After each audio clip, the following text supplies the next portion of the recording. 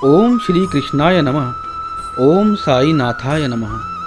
नमस्कार मित्रों, आज यदि भगवान श्री कृष्ण का हम ध्यान करते हैं तो यदि किसी ग्रंथ का सबसे पहले विचार आता है तो वो है श्रीमद् भगवत गीता। इस युग में महान संत तथा सद्गुरु साई बाबा के भी असंख्य भक्त हैं। उनकी जीवनी पर आधारित साई सच्चरित्र ग्रंथ भी बहुत प्रचलित है।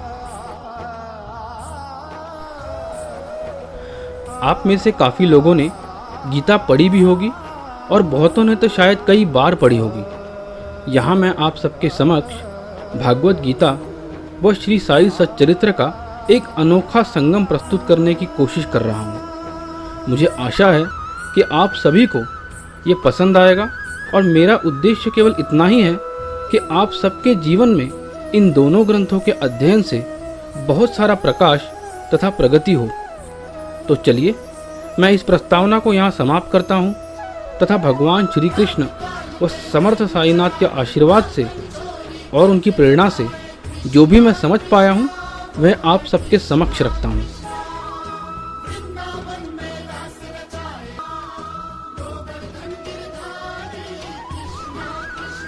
भगवत गीता अध्याय 1। गीता के पहले अध्याय में श्लोक 1 से श्लोक 20 तक यदि आप देखें तो दुर्योधन के पिता व हस्तिनापुर के महाराज धृतराष्ट्र और संजय के बीच का संवाद दिया गया है तथा बाद में युद्ध भूमि का संपूर्ण विवरण प्रस्तुत किया गया है। सभी महारथियों के शंखनाद करने का उल्लेख भी श्लोक 20 तक किया गया है। वैसे तो गीता का हर श्लोक बहुत ही गूढ़ तथा अर्थ से भरा हुआ है, लेकिन यदि आप श्लोक 20-21 को देखें तो वहाँ अर्जुन कृष्ण, भगवान कृष्ण जो कि अर्जुन के सारथी के रूप में युद्ध में सम्मिलित हुए थे, उनसे अर्जुन अपने रथ को दोनों सेनाओं के बीच में ले जाने का निवेदन करते हैं, जिसे सुन भगवान रथ को युद्ध भूमि के बीच में लेकर जाते हैं। वैसे तो यह काफ़ी सरल प्रतीत होता है, परंतु यहाँ हमें यह समझने की आवश्यकता है कि स्वयं परम परमेश्वर या इस ब्रह्मांड के विधाता होने पर भी भगवान कृष्ण ने अपने भक्त के लिए एक सारथी बनना स्वीकार कर लिया।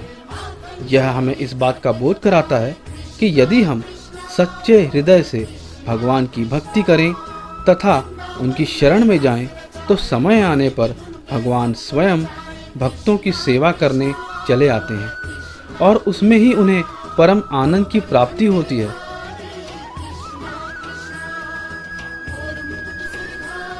अब इन्हीं श्लोक 21-22 को यदि हम श्री साई सच्चरित्र के अध्याय 5 की एक लघु कथा से जोड़ें तो हम देखते हैं कि साई बाबा ने भी इसी अर्थ का बोध कराया था।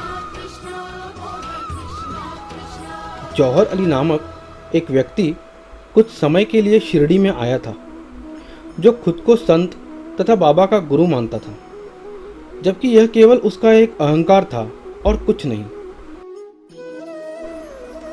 लेकिन बाबा ने भी कभी उस पर आपत्ति नहीं जताई। उन्होंने भी जौहर की एक शिष्य के समान सेवा की।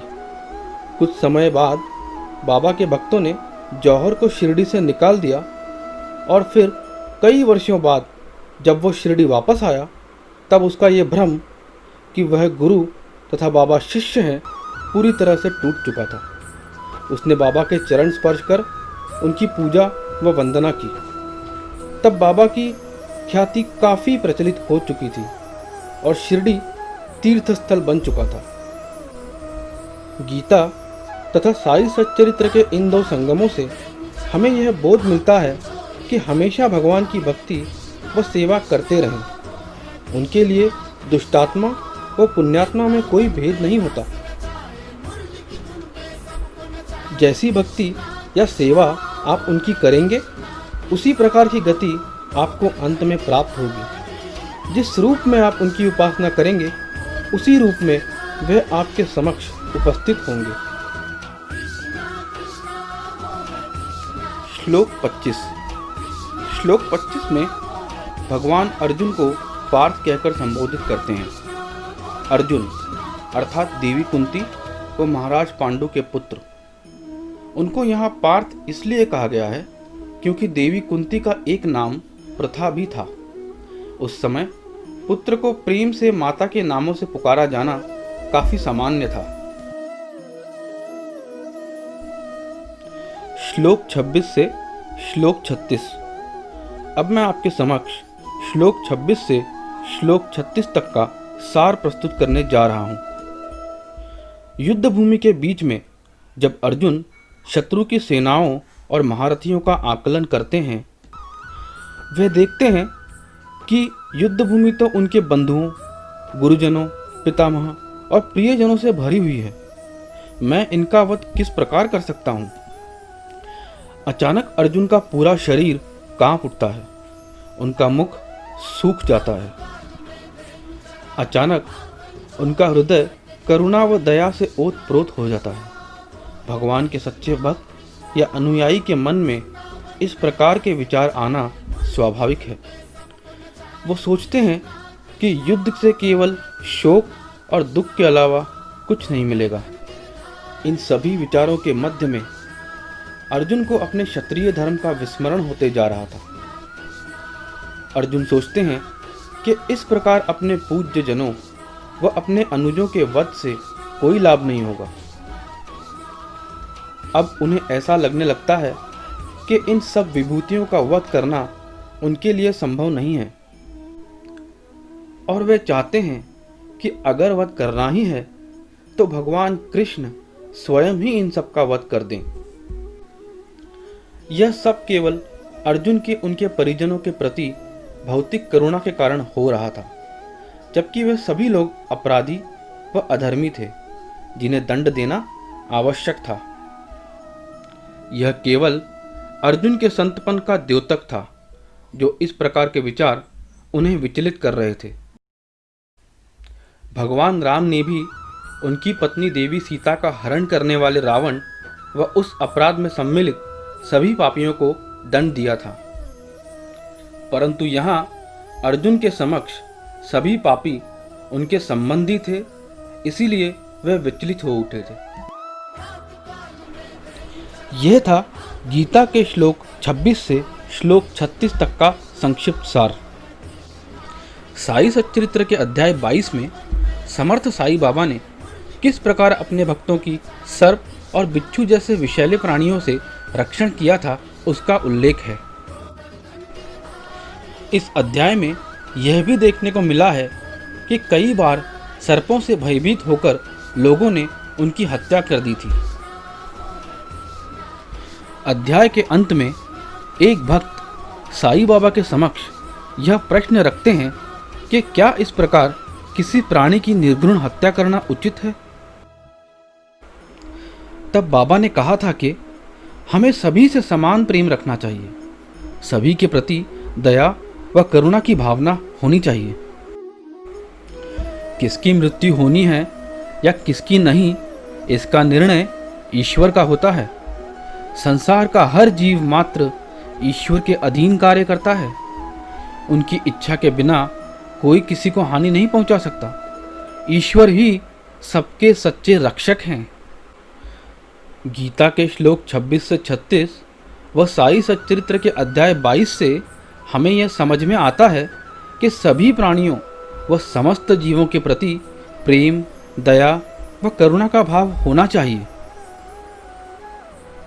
परंतु ईश्वर की इच्छा अनुसार पापियों को दंड व उनकी मुक्ति भी अनिवार्य होती है।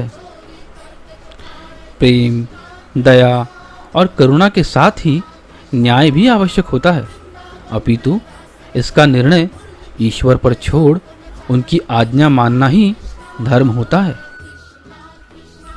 श्लोक 39 से 46। अर्जुन समझते हैं कि इस प्रकार अपने पूज्य जनों व परिवार के ज्येष्ठ लोगों का वध नहीं करना चाहिए, क्योंकि इसी ज्येष्ठ पीढ़ी का दायित्व होता है कि वे अपने पुत्र व पौत्रों को वारणाश्रम का पालन करते हुए जीवन व्यतीत करना सिखाएं। परिवार के ज्येष्ठ लोग उस वंश के बच्चों तथा स्त्रियों के भविष्य का आधार होते हैं। उन्हीं के संस्कार स्त्रियों व बच्चों को अधर्म तथा अनैतिक कार्य करने से बचाते हैं। ज्येष्ठ पीढ़ी के नाश से कुल के सभी संस्कार व परंपराओं का विनाश हो जाता है। आने वाली पीढ़ियों को अपने पूर्वजों का संपूर्ण विस्मरण हो जाएगा और फिर वह पितृ शांति जैसी विधियों व क्रियाओं को भी भूल जाएंगे। इस प्रकार अपने पूर्वजों की शांति के लिए पूजा न करने व प्रसाद न चढ़ाने से उनकी आत्माओं को कभी मुक्ति नहीं मिलेगी। अर्जुन को इस बात का ज्ञान नहीं था कि केवल भगवान विष्णु की उपासना एवं पूजा करने मात्र से ही हम अपने सभी पितरों व पूर्वजों को क्षण में ही मुक्ति प्रदान कर सकते हैं। अर्जुन सोचते हैं कि इस प्रकार के राज्य और ऐश्वर्य का क्या लाभ जहां उनके अपने पूज्य विभूतियां ही ना हो, जहां उनकी आने वाली पीढ़ी का कोई भविष्य ही ना हो। अर्जुन अब पूर्ण दुख की भावना में आकर अपने शस्त्र त्याग देते हैं। श्री साई सच्चरित्र के अध्याय 3 में साई बाबा ने अपने परम भक्त श्यामा से कुछ अमृत वचन कहे थे। वह कुछ इस प्रकार थे। यह मेरा वैशिष्ट्य है कि जो कोई अनन्य भाव से मेरी शरण में आता है, जो श्रद्धापूर्वक मेरा पूजन, निरंतर स्मरण और मेरा ही ध्यान करता है, उसको मैं मुक्ति प्रदान कर देता हूँ। मेरी कथाएं श्रवण करने से ही मुक्ति हो जाएगी। अतः मेरी कथाओं को श्रद्धापूर्वक सुनो व मनन करो। यहाँ गीता के श्लोक 39 से 46 व साई बाबा के अध्याय 3 में दिए बाबा के उपदेश में एक समानता है। संदेश एक ही है कि ईश्वर की पूजा व भक्ति ही मुक्ति का सच्चा व सरल मार्ग है।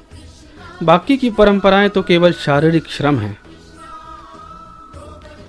ईश्वर भक्ति न केवल स्वयं को मुक्ति प्रदान करती है, इससे कुल के समस्त पूर्वजों के लिए भी मोक्ष का द्वार खुल जाता है। यहाँ गीता का पहला अध्याय समाप्त होता है। मेरे इस प्रयत्न से यदि आपकी आध्यात्मिक उन्नति में तिनके मात्र की भी सहायता हुई होगी तो मैं अपने आप को बहुत भाग्यशाली मानूंगा।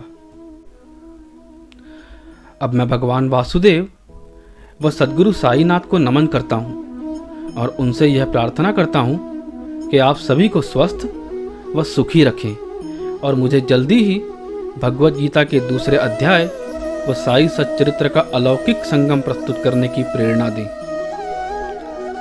ओम हरि भगवते वासुदेवाय। ओम श्री साई नाथाय नमः।